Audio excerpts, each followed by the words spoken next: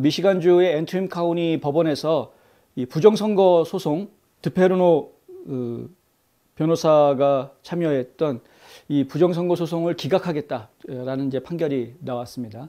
드페르노 변호사는 이제 항소하겠다라고 이야기를 했는데 항소할 여지를 이 판사가 주었습니다. 왜냐하면 항소할 수 있는 여지를 주겠다라고 아예 공공연하게 이야기를 했고요. 이 판사가 했던 이 내용의 요지가 뭐였냐면은 부정선거가 없었다라고 말할 수는 없다. 예. 부정선거가 없었다라고 판결을 내리는 것이 아니다. 이건 이제 분명하게 이야기를 했고요. 왜냐하면 부정선거가 없었다라고 판결을 내릴 수가 없습니다.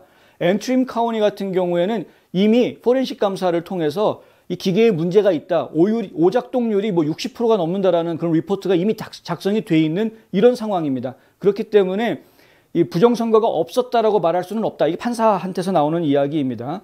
하지만 이 원고가 그러니까 이제 드페르노 변호사라든가 소송을 제기했던 이 앤트림 카운티의 거주민 이 원고가 이 소송에서 요구하고 있는 부분, 그러니까 이제 구체적인 감사를 전 카운티 전역에 확대해서 실시하겠다. 이 부분은 허용할 수가 없다라는 것이죠. 왜냐하면 그런 권한이 감사를 전 카운티에 확대해서 실시하겠다라고 하는 그런 권한이 이런 원고 측에 없기 때문에 소송을 제기한 사람들한테 그런 권한이 없기 때문에 그럼 판결을 그렇게 내릴 수밖에 없다.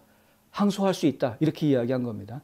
그렇다면은 이 선거 감사를 직접 관리 감독할 수 있는 권한이 있는 그런 권한을 가질 수 있는 사람 측에서 항소에 동참을 해주어야 하는 것이 아닌가라는 생각이 잘 듭니다. 그 권한이 있는 가장 최고봉에 있는 사람들이 바로 주의회 의원들이죠. 미시건주에 있는 주의회 의원들은 특히 공화당 의원들은 한번 좀 깊이 생각해 봐야 될 것 같습니다. 계속 뒷짐지고 강 건너 불구경하듯이 해야 될 상황이 아닌 것 같고요.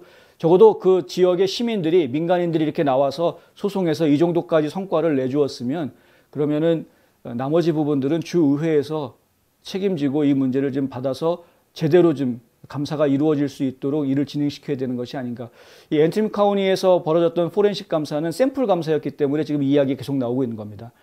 전 카운티에 거쳐서 감사가 진행이 됐을 경우에 좀 더 구체적인 증거들이 나온다고 하면 그럼 확실히 부정선거가 진행이 됐으니 이 선거는 무효다라든가 아니면 이 선거를 바로잡아서 숫자를 바로잡겠다라든가 어떤 결과가 나올 수 있어야 할 텐데 지금 이제 샘플 감사로만 포렌식 감사가 이루어졌기 때문에 분명히 뭔가 문제가 있다라는 것은 확인은 했지만 하지만 전체 확대 감사는 지금 할 수 없는 이런 상황으로 지금 판결이 지금 떨어졌다.